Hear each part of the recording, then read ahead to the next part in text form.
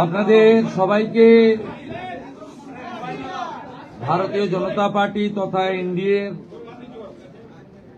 সরকারের প্রথম ক্যাবিনেটের পক্ষ থেকে আন্তরিক ধন্যবাদ এবং অভিনন্দন জানাই। আমরা যে গুরুদায়িত্ব নিয়েছি, চলার পথে সংবিধানের চতুর্থ স্তম্ভ মিডিয়ার একটি গুরুত্বপূর্ণ ভূমিকা রয়েছে। আপনাদের পরামর্শ এবং সহযোগিতা ভারতীয় জনতা পার্টি পরিচালিত ক্যাবিনেট আন্তরিকতার সঙ্গে আশা করে।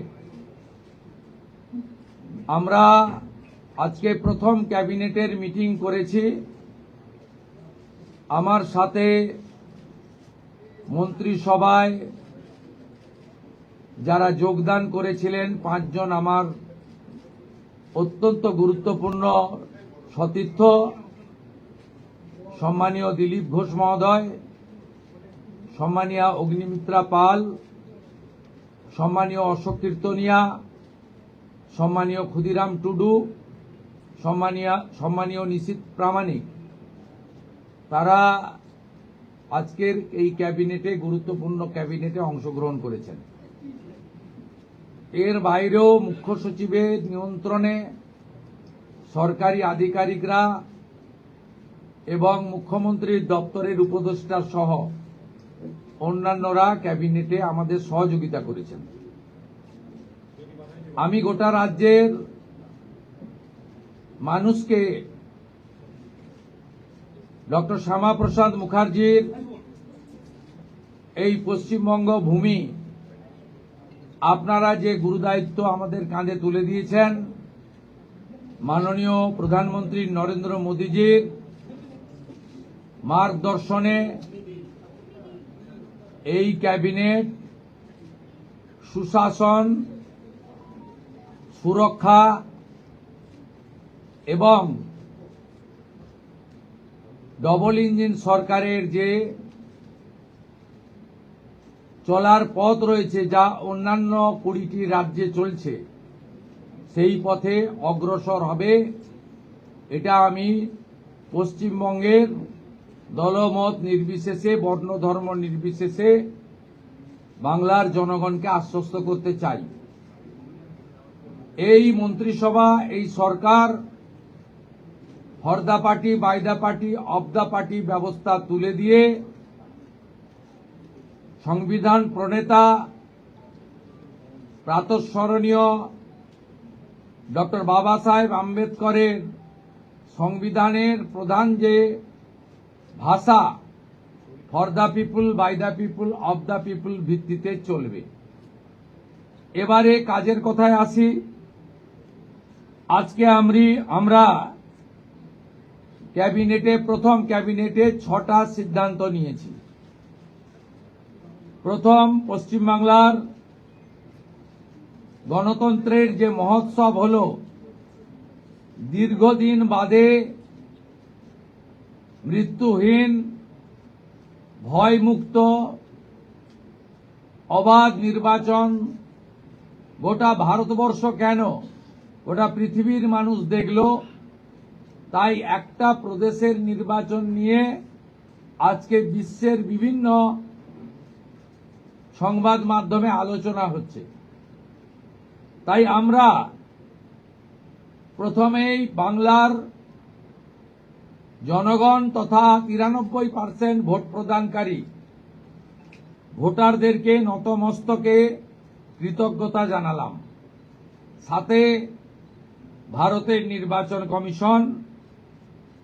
নির্বাচন কমিশনের নিয়ন্ত্রণাধীন ভোট কর্মী, গণনা কর্মী, বাইরের রাজ্য থেকে আসা অবজারভার, কেন্দ্রীয় সুরক্ষা বল, রাজ্য পুলিশ, কলকাতা পুলিশ, সংবাদ মাধ্যম, নির্বাচনে প্রতিদ্বন্দ্বী রাজনৈতিক দল, প্রার্থী, প্রত্যক্ষ পরোক্ষভাবে এই এত বড় কর্মযজ্ঞে অংশগ্রহণকারী প্রত্যেকের প্রতি এই ক্যাবিনেট কৃতজ্ঞতা জ্ঞাপন করে। দ্বিতীয়, আমরা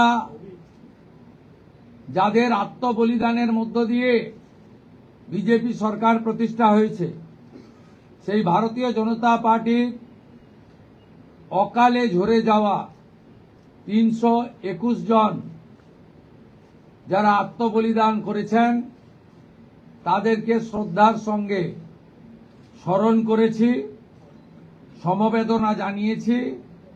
তাদের পরিবারের প্রতি এই সরকার দায়বদ্ধ।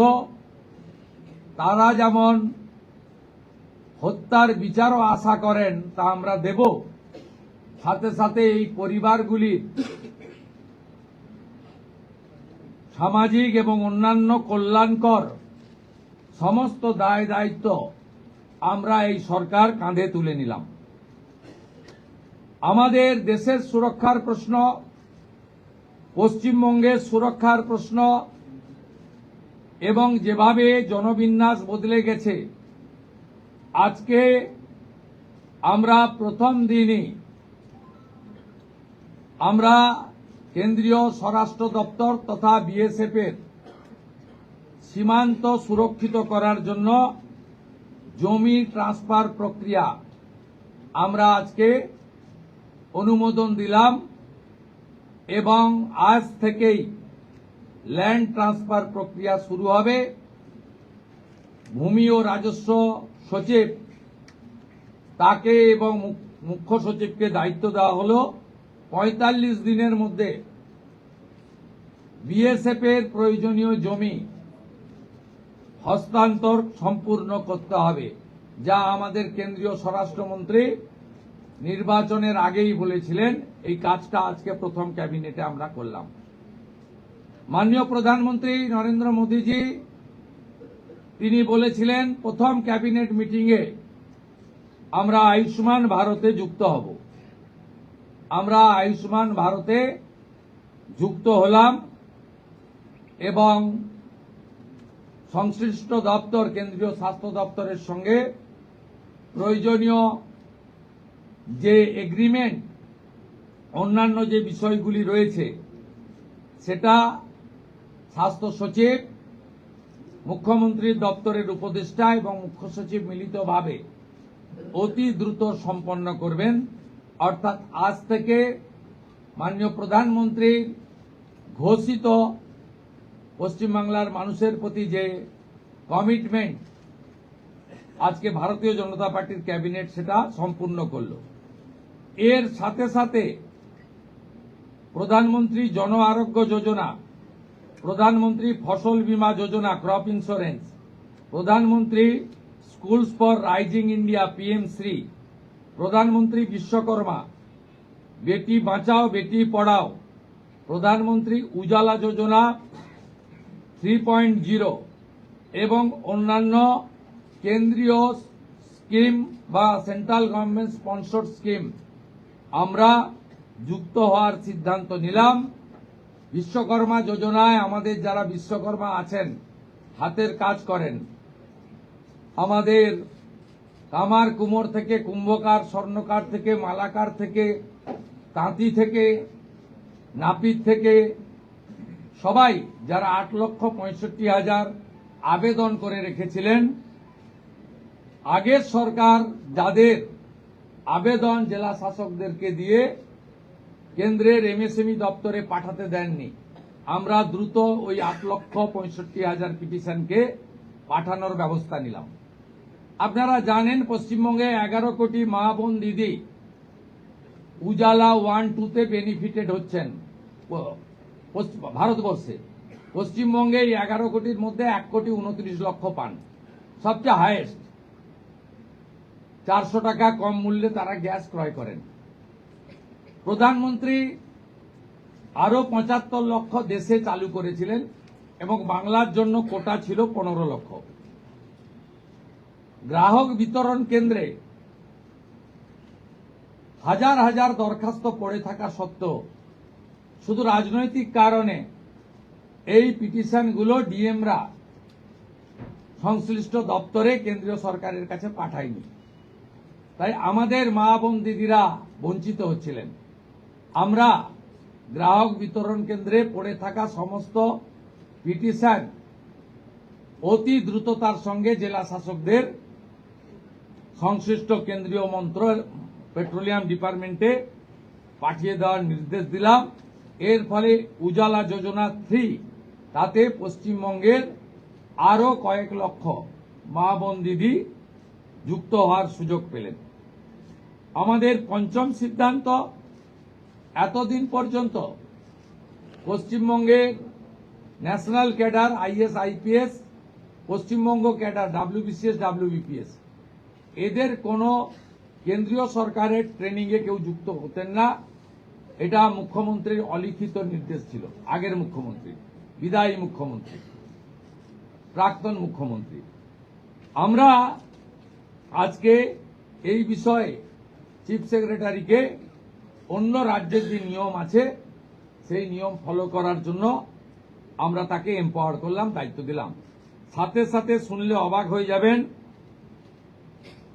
বিএনএস ভারতীয় ন্যায় সংহিতা, যা মাননীয় প্রধানমন্ত্রী নরেন্দ্র মোদীজির নেতৃত্বে কেন্দ্রীয় স্বরাষ্ট্রমন্ত্রী মাননীয় অমিত শাহজি পার্লামেন্টের দুটো কক্ষে অনেক আগে অনুমোদন করেছেন, রাষ্ট্রপতি মহোদয়ের সই হয়েছে, রুল হয়ে গেছে। আমরা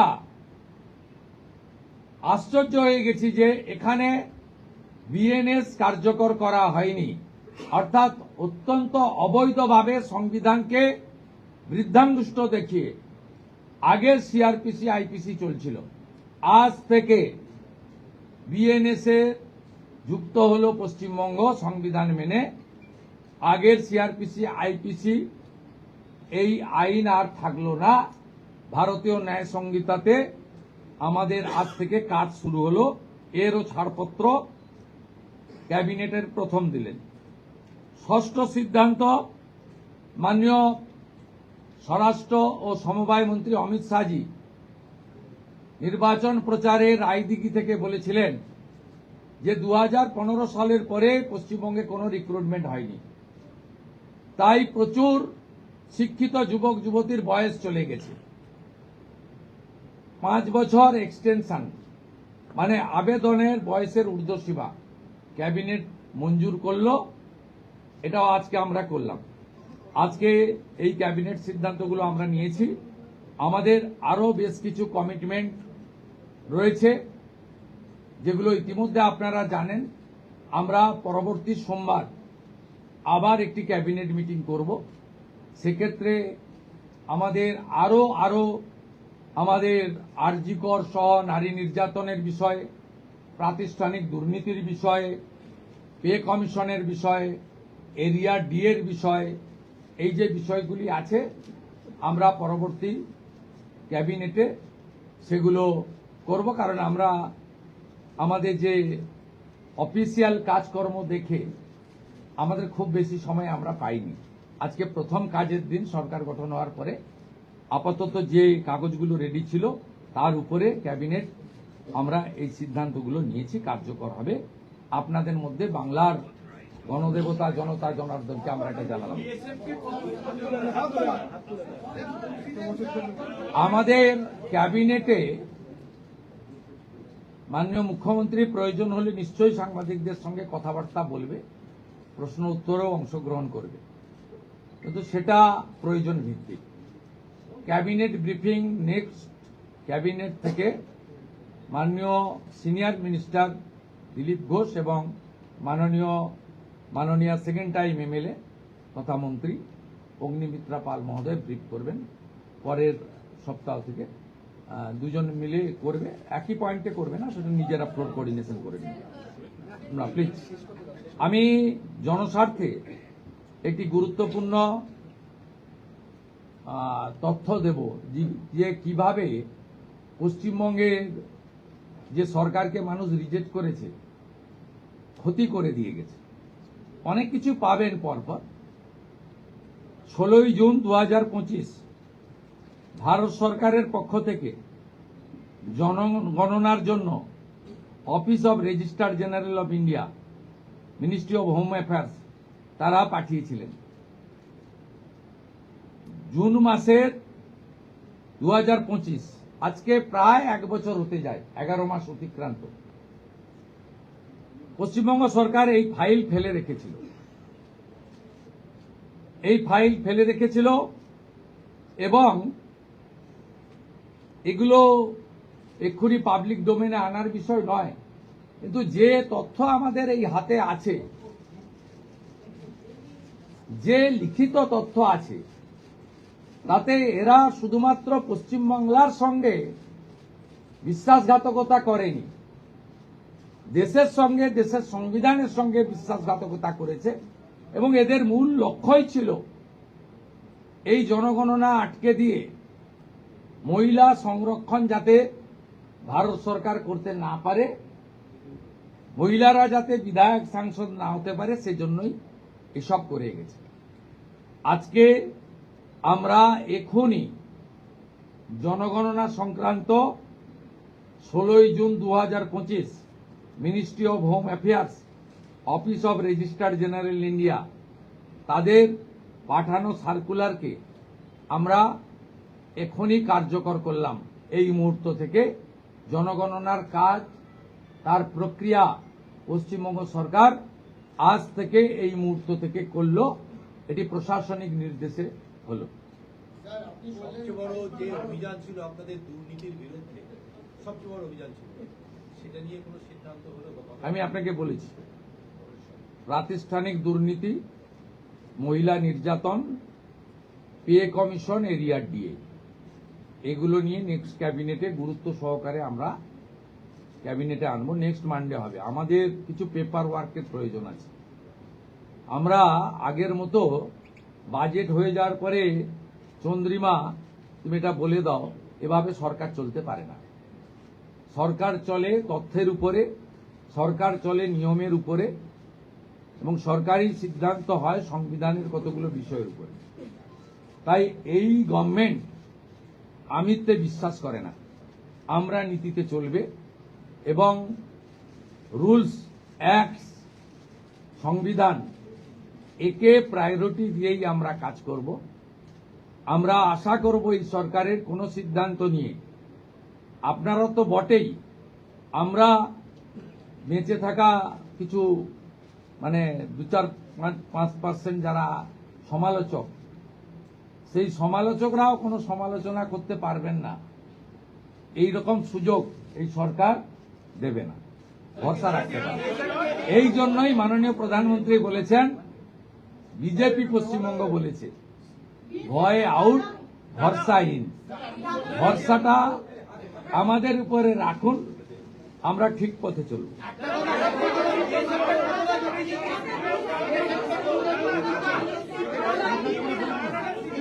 আর একটা বাংলা দেন, তারপরে দুটো হিন্দি নিব। শুনে আমাদের অনেক প্রথম, প্লিজ কোঅপারেট করতে। আগের সিএমকে তো প্রশ্ন করতে পারতেন। বিএসএফ যতটা জমি চেয়েছে ততটাই দেওয়া হবে, এবং ইতিমধ্যে ল্যান্ড ডিপার্টমেন্ট কাজ এগিয়ে রেখেছে। আগের সরকারের অনিচ্ছাতে বিশেষ ভোটারদের বাঁচানোর জন্য, অভারতীয় অবৈধ অনুপ্রবেশকারীদের বাঁচানোর জন্য তারা ভূমি দপ্তরকে কাজ করতে দেয়নি, এবং মহামান্য কলকাতা হাইকোর্টের নির্দেশও অমান্য করা হয়েছে, যেটা কোনো সরকার করতে পারে না। আমরা ল্যান্ড ডিপার্টমেন্টকে আজ থেকেই রেডি থাকা জমি হস্তান্তর করতে শুরু করেছি। আমার কাছে যেটুকু আমি এলওপি হিসেবে খবর রেখেছিলাম, 90% জমি আপনার land department government of West Bengal transfer করতে পারে। এক্সাক্ট সংখ্যাটা মুখ্যমন্ত্রীকে অনেক কিছু ভেবে বলতে হয়, যেটা বলতে হয় তার অথেন্টিকিটি যেন থাকে, তার যেন পূর্ণ সত্যতা ইত্যাদি থাকে, এটা করেই বলতে হয়। তাই এইভাবে আগের সরকারের মতো আলপটকা প্রশ্ন উত্তরে বর্তমান মুখ্যমন্ত্রী বা তার ক্যাবিনেট যাবে না।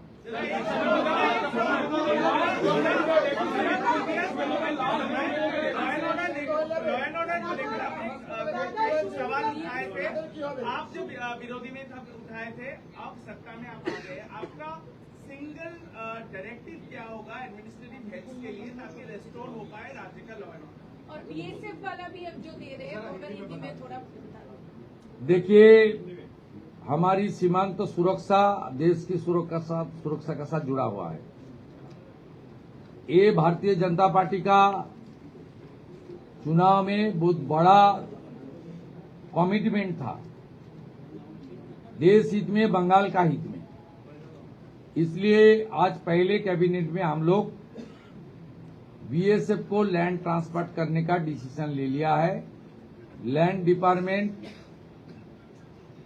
जो लैंड उनका पास है, उन्होंने लैंड डिपार्टमेंट ने बहुत सारा एक्सरसाइज भी करके रखा है।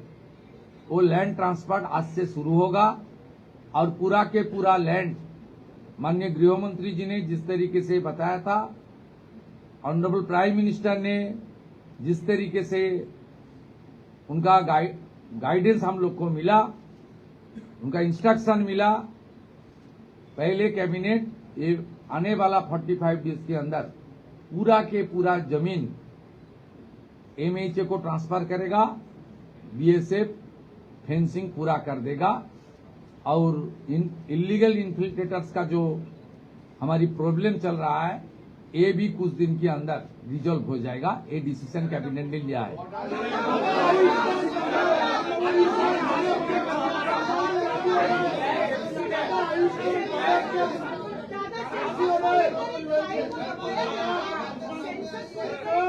देखिए, ये सरकार जो पीछे सरकार था जिनको जनता ने फुल्ली रिजेक्ट कर दिया, ये बड़ा मैंडेट बीजेपी को दिया। ये सरकार केवल तुष्टीकरण, परिवारवाद, इंस्टीट्यूशनल करप्शन, महिला का ऊपर अत्याचार, गवर्नेंस को खत्म नहीं किया, देश की कॉन्स्टिट्यूशन को भी चैलेंज कर दिया। 16 जून 2025 ministry of home affairs, office of registered general India notification किया था। आज तक 1 साल होने वाला है।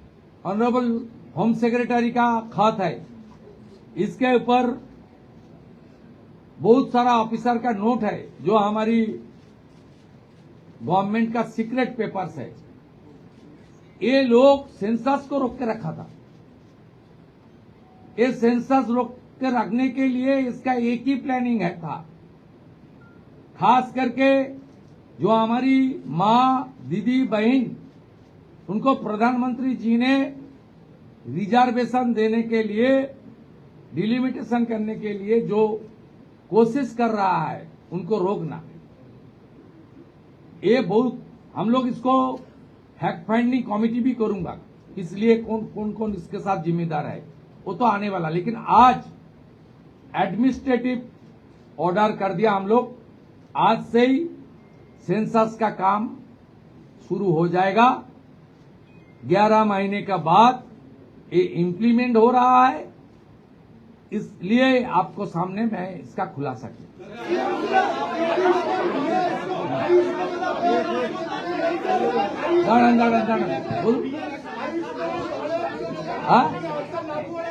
आयुष्मान भारत योजना के आज से लागू हो रहा है। ऑनरेबल प्राइम मिनिस्टर साहब का कमिटमेंट था, बीजेपी का मैनिफेस्टो में था।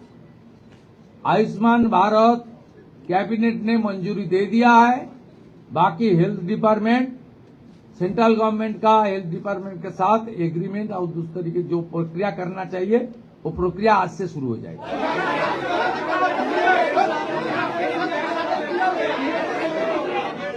अरे बांग्ला तो बोल चुका ना।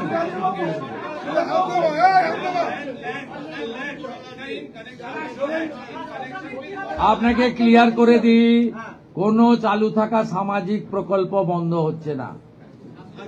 কোনো সামাজিক চালু থাকা প্রকল্প, এটা আমরা আমাদের কর্মসূচি মানে প্রচারকালীনও বলেছি, কোনো চালু থাকা সামাজিক প্রকল্প সে 30 বছর আগের হতে পারে, 10 বছর আগের হতে পারে, কোনো সামাজিক প্রকল্প আমরা বন্ধ করছি না। আমরা পেপারলেস অফিসও করব, আমরা সমস্ত পোর্টালগুলোকে আপডেটও করব এবং সমস্ত বেনিফিশিয়ারি ডিবিটির মাধ্যমে, যেটা নরেন্দ্র মোদীজির নেতৃত্বে দেশের সরকার করেছে, ডাইরেক্ট বেনিফিট ট্রান্সফারের মাধ্যমে হবে এবং সবটাই স্বচ্ছতার সঙ্গে হবে। আপনার প্রশ্নের উত্তরে আমি পরিষ্কার বলে দিই, যে স্কিমটার কথা আপনি বলেছেন, আমি শুধু ওই স্কিমটা নয়, চালু থাকা কোনো সামাজিক কল্যাণকর কর্মসূচি বন্ধ এই সরকার করছে না, কিন্তু ট্রান্সপারেন্ট স্বচ্ছতার সঙ্গে সেগুলো হবে। কোনো মৃত ব্যক্তি তিনি কোনো সামাজিক প্রকল্পের সুযোগ পেতে পারেন না, আপনিও বলবেন না পাওয়া উচিত নয়। কোনো অভারতীয় তিনি ভারতের কোনো প্রদেশ বা জাতীয় সরকারের কোনো বেনিফিট তার পাওয়া উচিত নয়। অর্থাৎ আপনার প্রশ্নের মধ্যে আমার সব উত্তর আছে।